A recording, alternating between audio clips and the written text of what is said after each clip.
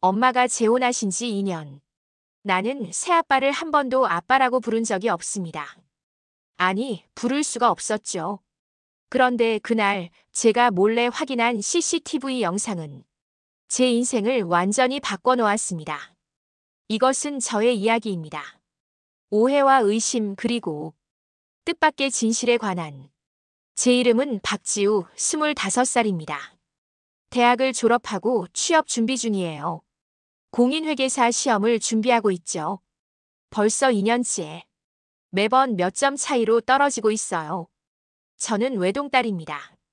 아니, 외동딸이었습니다. 제 아버지 박민준. 아빠는 제가 20살 되던 해 교통사고로 세상을 떠나셨어요. 그날을 아직도 생생히 기억합니다. 출근길에 나서시던 아빠의 뒷모습. 지우야, 저녁에 내가 좋아하는 치킨 사올게 하시던 그 마지막 말. 하지만 아빠는 돌아오지 않으셨어요. 음주운전 차량에 들이받쳐서 그 자리에서 돌아가셨습니다. 엄마 이순희. 제 엄마는 그때 44살이셨어요. 결혼 25년 만에 혼자가 되신 거죠. 엄마는 평생 전업주부셨어요. 아빠 하나만 바라보고 사셨던 분이에요. 아빠가 돌아가시고 나서 엄마는 무너지셨어요. 처음 1년은 거의 방에만 계셨죠. 밥도 제대로 안 드시고 말씀도 거의 안 하시고. 저도 힘들었지만 엄마를 보는 게 더 힘들었어요. 그래서 제가 더 강해져야 했어요. 대학을 다니면서 아르바이트를 3개나 했어요. 편의점, 카페, 과외까지. 아빠가 남긴 보험금은 있었지만 그건 제 등록금과 엄마의 노후를 위해 아껴야 했으니까요. 2년째 되던 해 엄마가 드디어 밖으로 나가기 시작하셨어요. 동네 복지관에서 하는 프로그램에 참여하신 거예요. 저는 그게 너무 다행이었어요. 엄마가 조금씩이라도 회복하시는 것 같아서.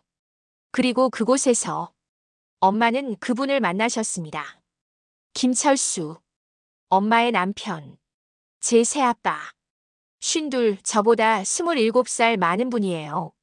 처음 엄마가 그분 이야기를 꺼내셨을 때 저는 솔직히 당황했어요. 지우야. 엄마가 요즘 복지관에서 알게 된 분이 있어. 엄마의 목소리는 조심스러웠어요. 죄책감이 묻어 있었죠. 괜찮은 분이야. 엄마랑 나이도 비슷하고 혼자 사시는데 되게 성실하고 착하셔. 저는 그냥 고개를 끄덕였어요.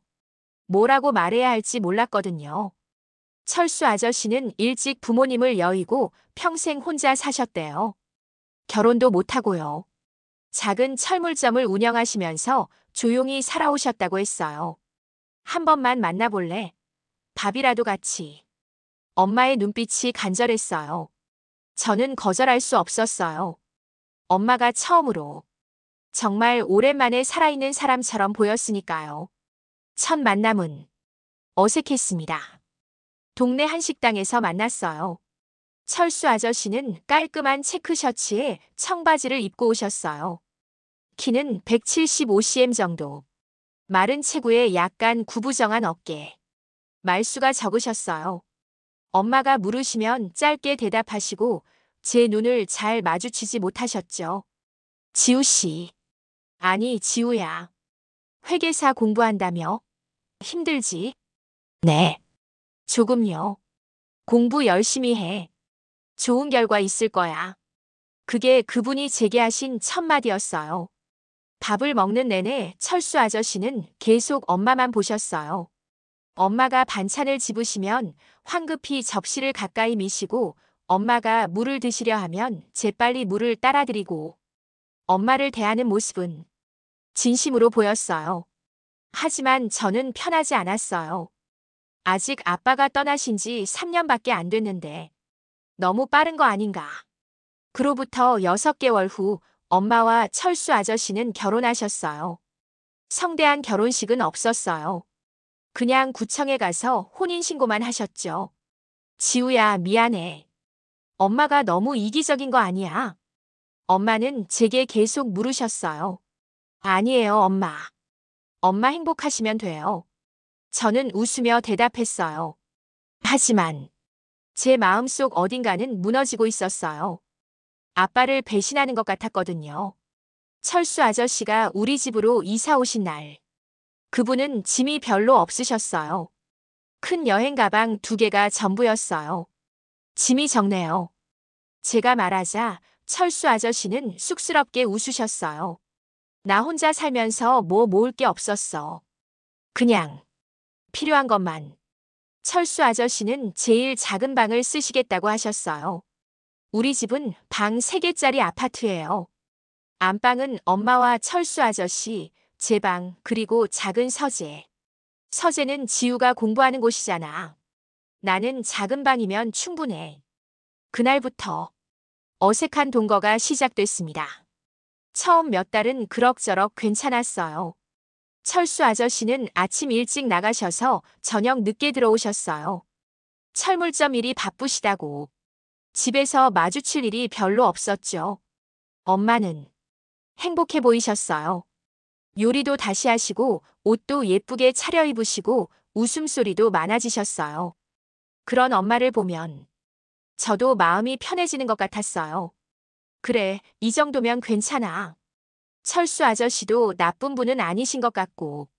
하지만 결혼 6개월쯤 지났을 때부터 뭔가 이상한 느낌이 들기 시작했어요. 처음엔 아주 사소한 것들이었어요. 제가 서재에서 공부하고 있으면 복도를 지나가시던 철수 아저씨가 문 앞에서 멈추시는 거예요. 노크도 안 하시고 그냥 서 계시는 거예요. 몇 초 있다가 다시 가시곤 했죠. 뭐 물어보실 게 있으신가?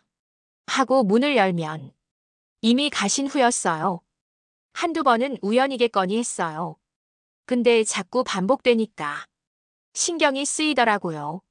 그리고 제 방 앞에서도 같은 일이 일어났어요. 새벽에 화장실 가려고 일어났을 때 제 방문 밖에 누군가의 그림자가 있는 거예요. 가만히 서 있는 그림자. 심장이 쿵쾅거렸어요. 누구세요? 제가 물었을 때 그림자가 움직이더니 사라졌어요. 다음 날 아침에 엄마한테 물어봤어요. 엄마, 어젯밤에 복도에 누가 있었어요? 응? 철수 씨 화장실 갔다 오신 거 아닐까? 엄마는 대수롭지 않게 대답하셨어요. 그럴 수도 있겠죠. 그냥 화장실 가는 길에 잠깐 섰던 거. 하지만 왜인지 계속 신경이 쓰였어요. 그리고 더 이상한 일들이 생기기 시작했어요. 제 방문이 살짝 열려 있는 거예요. 저는 항상 문을 완전히 닫고 자는 편이에요. 틈 하나 없이 딱 닫아요. 그런데 아침에 일어나면 문이 5cm 정도 열려 있는 거예요. 내가 잘못 닫았나? 그날 밤부터 저는 자기 전에 문을 확실히 확인했어요. 손잡이를 2번씩 확인하고 딱 소리가 날 때까지 닫았어요. 그런데도 다음 날 아침이면 문이 열려 있었어요. 더 무서운 건 제 물건들이 움직여 있다는 거였어요. 책상 서랍이요. 저는 강박이 좀 있는 편이에요. 물건을 항상 같은 위치에 둬요. 연필은 오른쪽, 지우개는 왼쪽, 노트는 정중앙. 이런 식으로요. 그런데 어느 날부터인가 물건들의 위치가 미묘하게 바뀌어 있는 거예요. 연필이 왼쪽에 있다거나 노트가 약간 비스듬하게 놓여 있다거나 누가 내 방에 들어왔다. 확신했어요. 엄마는 아니에요. 엄마는 제 방에 들어오실 때 항상 노크하시고 허락받고 들어오시거든요. 그럼 철수 아저씨? 왜 제 방에 들어오시는 거지? 처음엔 청소를 해주시려고 그러신가 싶었어요. 하지만 청소한 흔적은 없었어요. 오히려 물건들만 살짝 움직여져 있을 뿐. 마치 뒤지신 것처럼. 그날부터 저는 철수 아저씨를 다시 보기 시작했어요. 겉으로는 조용하고 착해 보이는 분. 하지만 제 방에 몰래 들어오시는 분.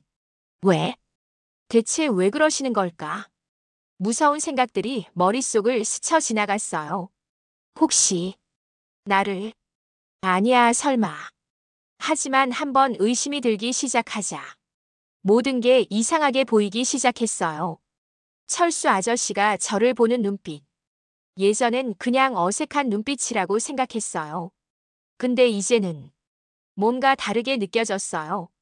식사할 때도 힐끗힐끗 저를 쳐다보시는 것 같고, 제가 짧은 반바지를 입으면 시선을 피하시는 것 같고, 거실에서 TV 볼 때도 저랑 같은 소파에는 안 앉으시려고 하시고, 이게 조심하는 거야? 아니면 다른 이유가 있는 거야? 저는 혼란스러웠어요.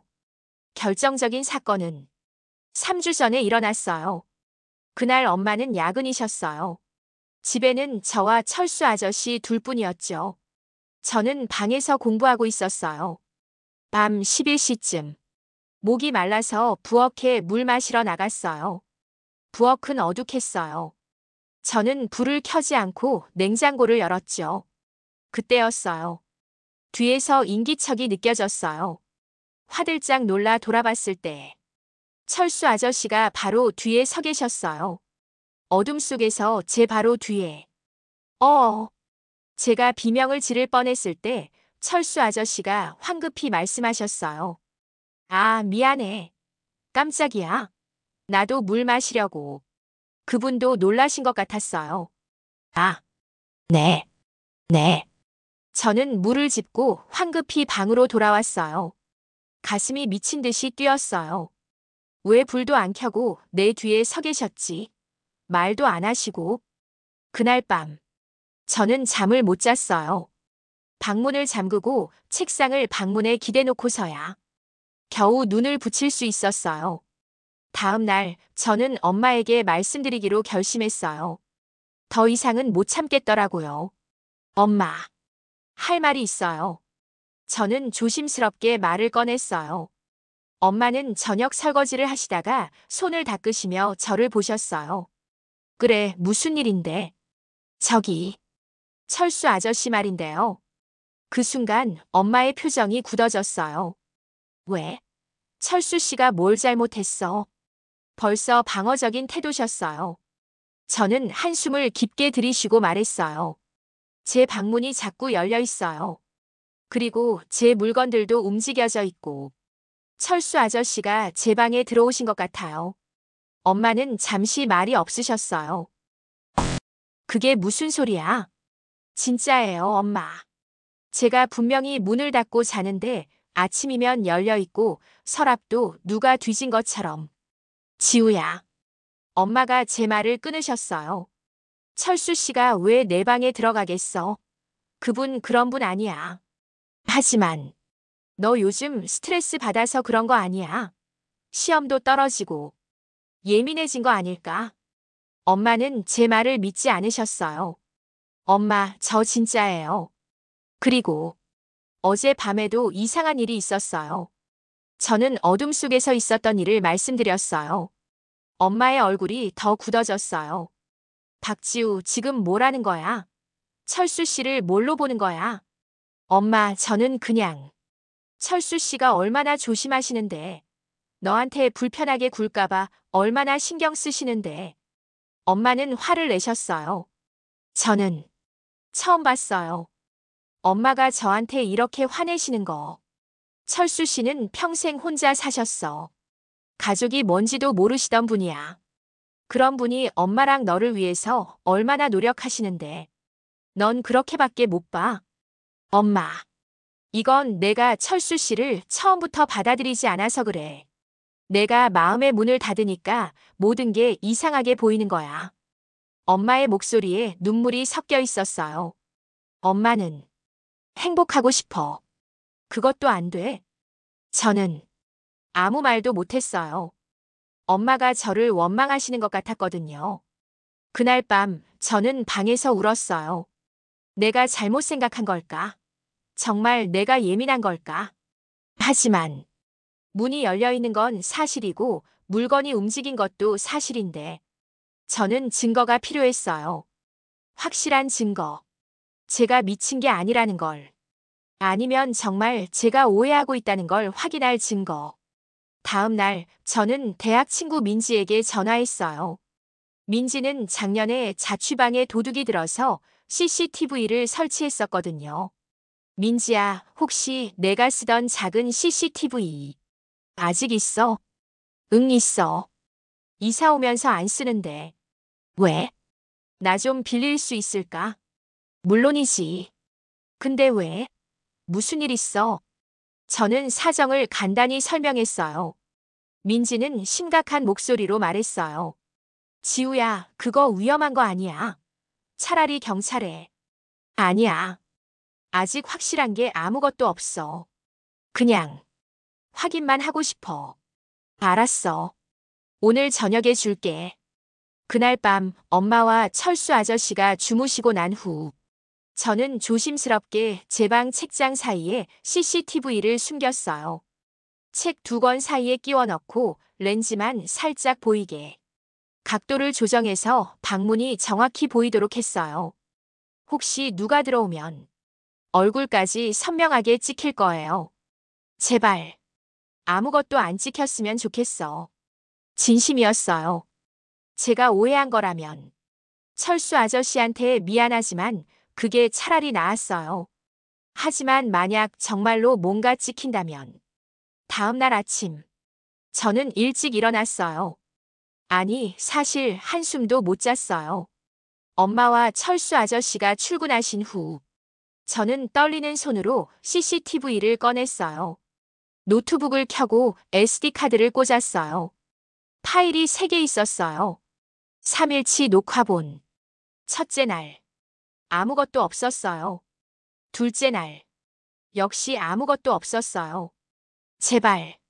셋째 날 파일을 클릭했어요. 영상이 재생됐어요. 흑백 화면. 타임스탬프가 보였어요. 2247, 2258, 2315. 아무 일도 일어나지 않았어요. 그러다가 2347분. 복도에서 그림자가 보였어요. 철수 아저씨였어요. 그분은 제 방문 앞에 한참을 서 계셨어요. 1분, 2분. 마치 망설이시는 것 같았어요. 그러다가 천천히 문을 여셨어요. 방 안으로 들어오시는 철수 아저씨. 침대 쪽으로 다가가셨어요.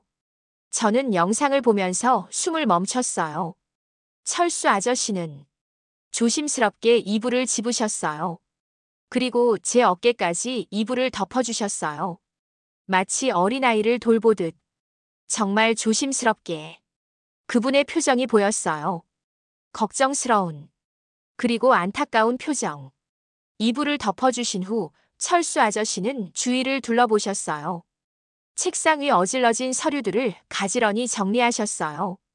테이블 위 빈 물컵에 정수기에서 물을 받아와 채워놓으셨어요. 그리고 열린 창문을 발견하시고는 조용히 닫으셨어요. 모든 동작이 정말 조심스러웠어요.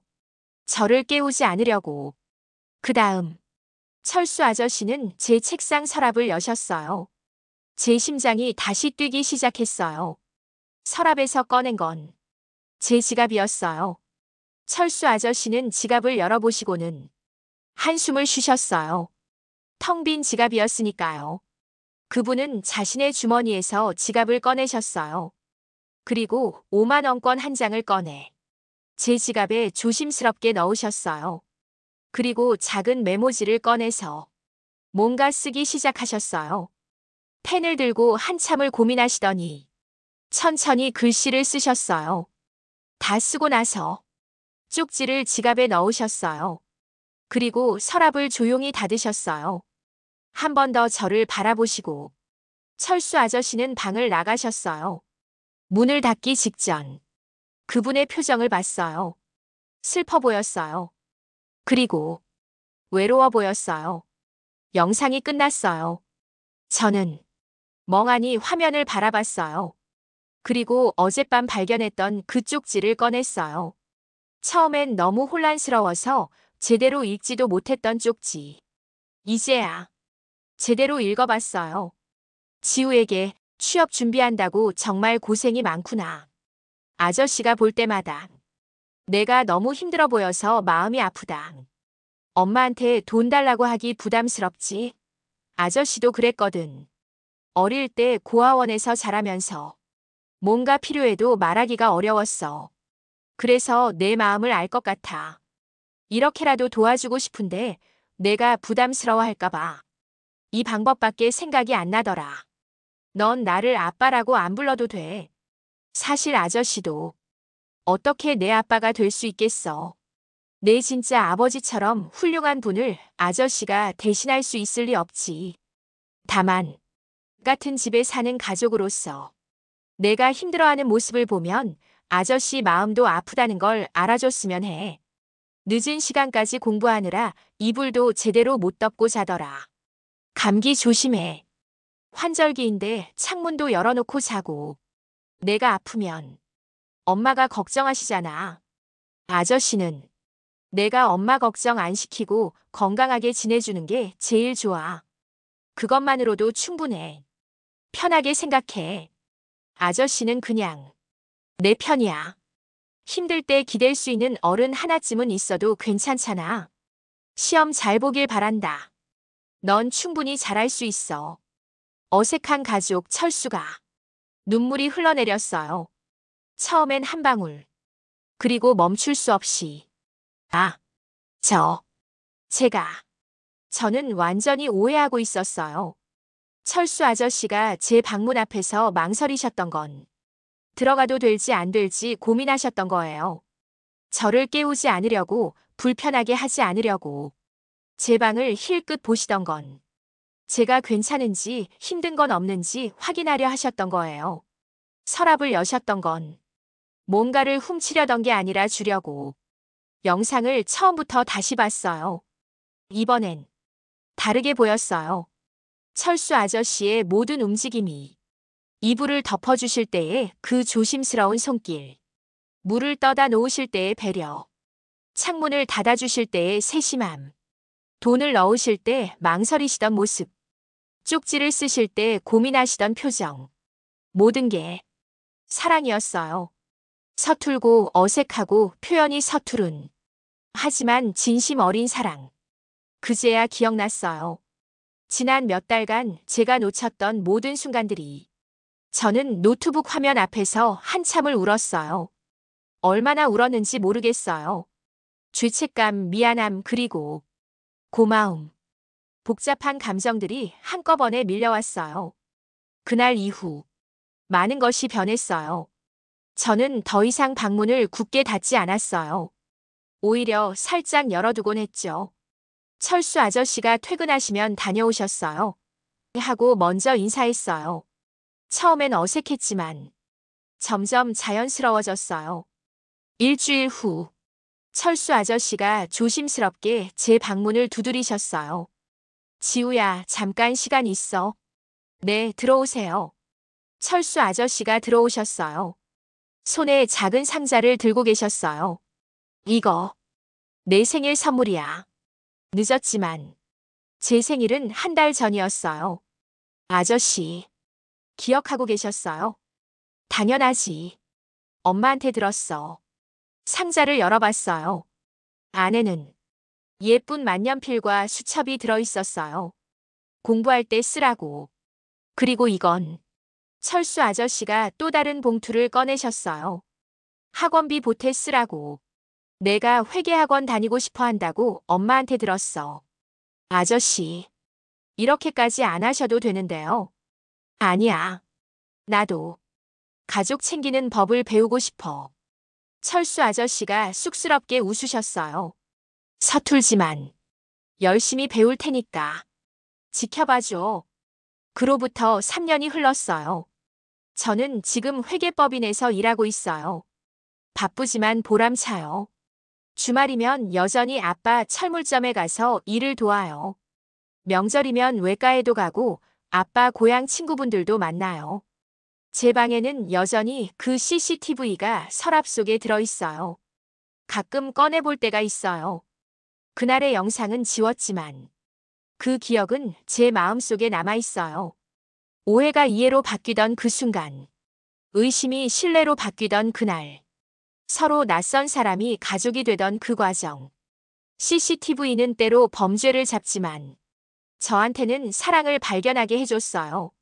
지금 이 영상을 보시는 여러분 중에도 재혼 가정에서 어색함을 느끼는 분들이 계실 거예요. 새엄마, 새아빠를 받아들이기 어려운 분들, 혹은 새자녀와 가까워지지 못해 고민하시는 부모님들. 제가 드리고 싶은 말은 시간을 주세요. 그리고 조금만 더 마음을 열어보세요. 진짜 마음을 발견할 수 있을 거예요. 가족이 되는 건 피로 이어지는 것만이 아니에요. 마음으로 이어지는 거예요. 서로를 이해하려는 노력으로, 서로를 배려하는 행동으로. 우리 집은 완벽하지 않아요. 가끔은 여전히 어색할 때도 있어요. 하지만 우리는 가족이에요. 진짜 가족. 제 이야기가 공감과 위로가 되셨다면 구독과 좋아요 부탁드려요. 다음에는 더 진한 공감 이야기로 찾아올게요. 감사합니다.